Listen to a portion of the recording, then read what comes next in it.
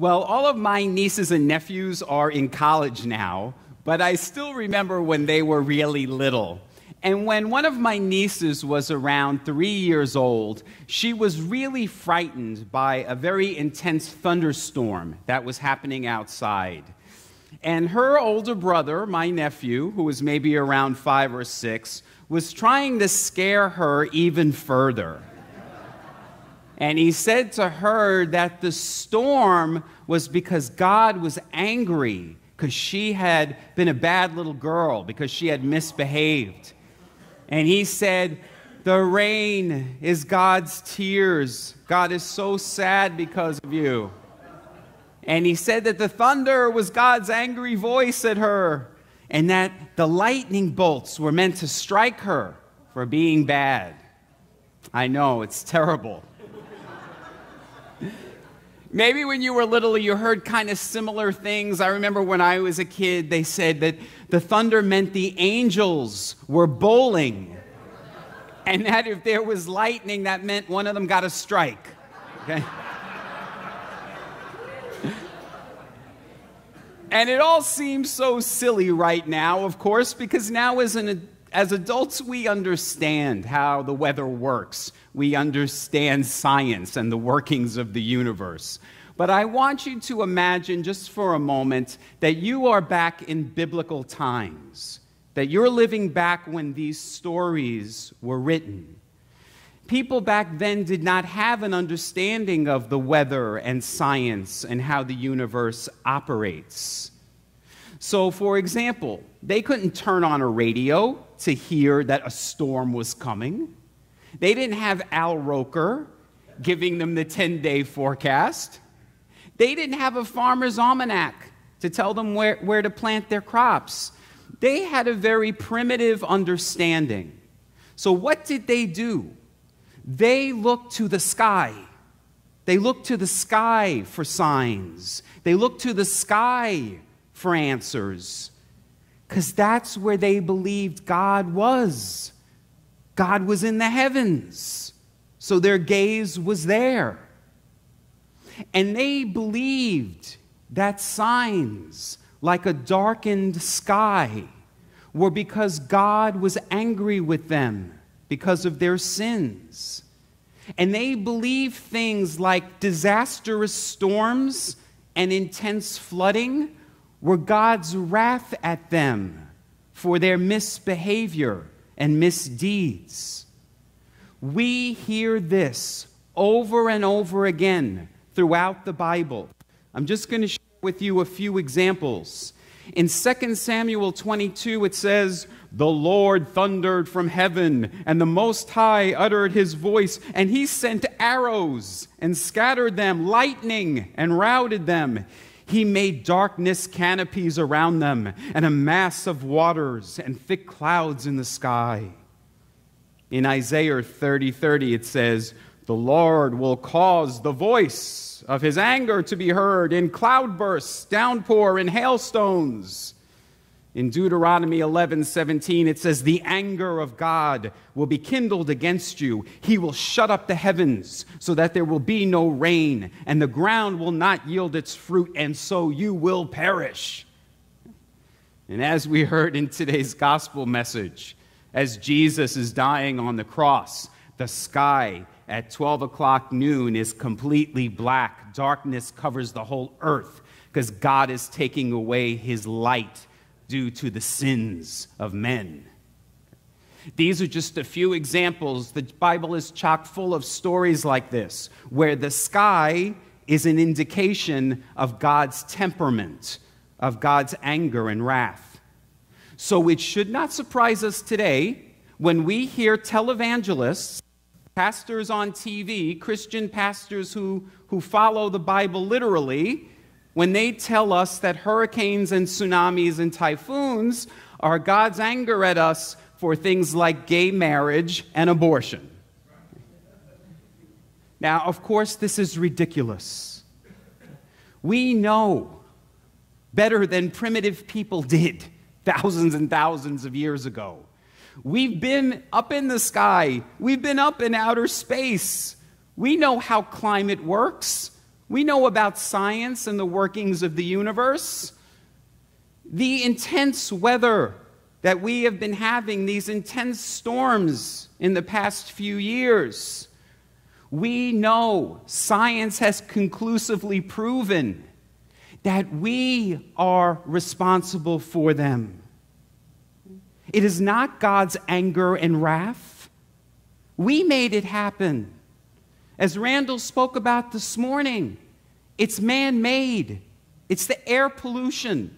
We did it. We caused it. Not God. We caused it. And that's why we are living in a very frightening time right now. Because programs and protections that have been in place for a number of years to curb climate change and to reduce air pollution, those programs, they have now been defunded, removed, and completely eliminated. Completely eliminated. So today, we are taking this Sunday to honor the sky. We're calling it Sky Sunday. And what's the sky means, what we mean is we don't just mean the blue sky. We mean the air, the wind, the atmosphere. We mean the entire sky, the entire up above and around the earth, the entire cosmos. How's that? The entire cosmos. That's what we are today focusing on. And our New Mexico friend, Father Richard Rohr, wrote those really powerful words this morning in our words of integration about the cosmic Christ. The cosmic Christ. Now, this may be a new term for some of you, but I promise you it is not a new term. I know I hear people say, oh, that's so new age. It's not new age. It's old age. The cosmic Christ was understood at the beginning of Christianity. We just lost it. And it's people like Father Rohr who are reminding us of what the cosmic Christ is. As he said, Christ isn't Jesus' last name. Christ existed billions of years before Jesus. 13 billion years before Jesus. When God birthed everything into existence, the Big Bang, when everything was set in motion, there was the Christ. All the way then, at the beginning. Jesus was a man 2,000 years ago who was able to fully manifest that Christ. Now, Paul, in his letter to the Colossians, he explains it this way. He says, the Son is the image of the invisible God, the firstborn of all creation. In him all things were created, things in heaven and on earth, things visible and invisible.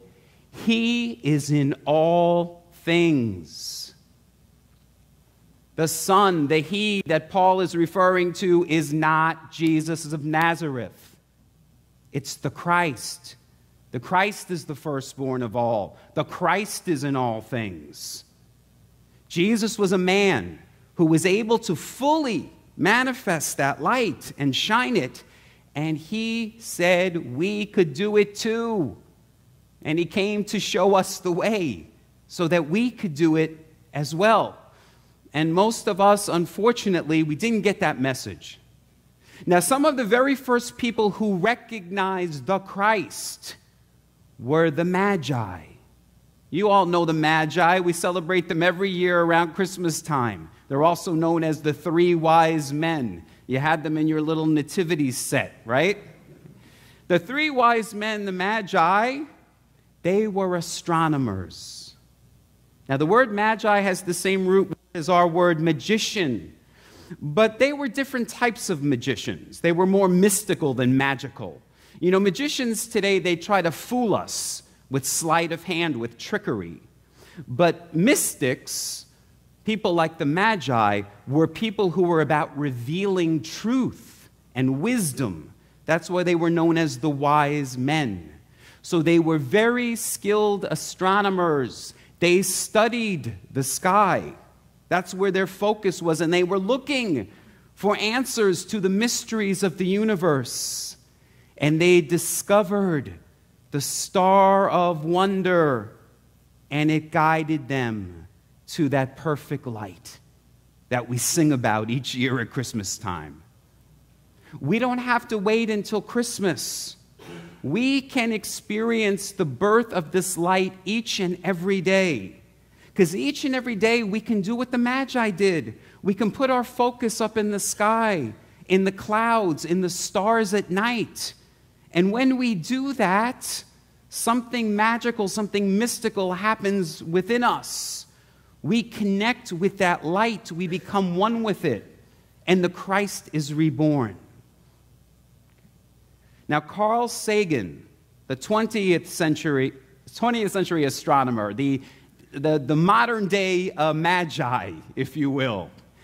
Carl Sagan said, "The cosmos is within you.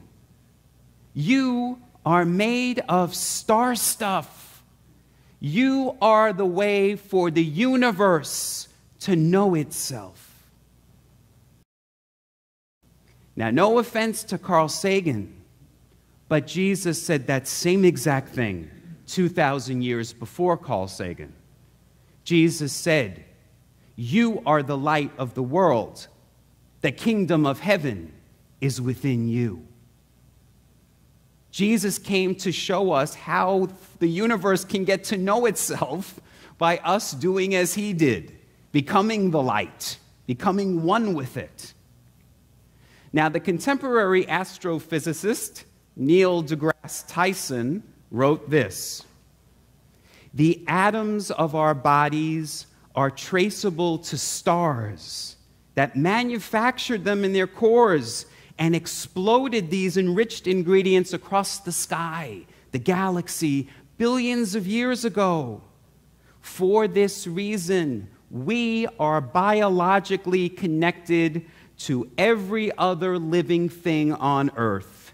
We are chemically connected to all the molecules not only on Earth, but throughout the universe. And we are atomically connected to all the atoms in the universe. We are not figuratively, but literally stardust." We are literally stardust. We are the light. God's DNA is within us. We are made of star stuff. We are made of God stuff. That's why Jesus said, "I am in God, you are in me, I am in you." He was trying to explain that we were all one because we're all created from this same one true light. So what I would like for you to do this week, the week that we are honoring the sky, is to do what the Magi did. I want you to find time each and every day, be it during the day or at night, to gaze up at the sky and to understand that God is not something separate or distant from you. Because what you're connecting with when you look up at the stars of the night sky is you're connecting with yourself, your own true nature. That's why we feel so in awe when we look up at the sky, because that's what we're connecting with. We were made in the image and likeness of God. So this week, find your corner of the sky and realize as you gaze with awe and wonder that you are made of star stuff. You are made of God stuff. Namaste.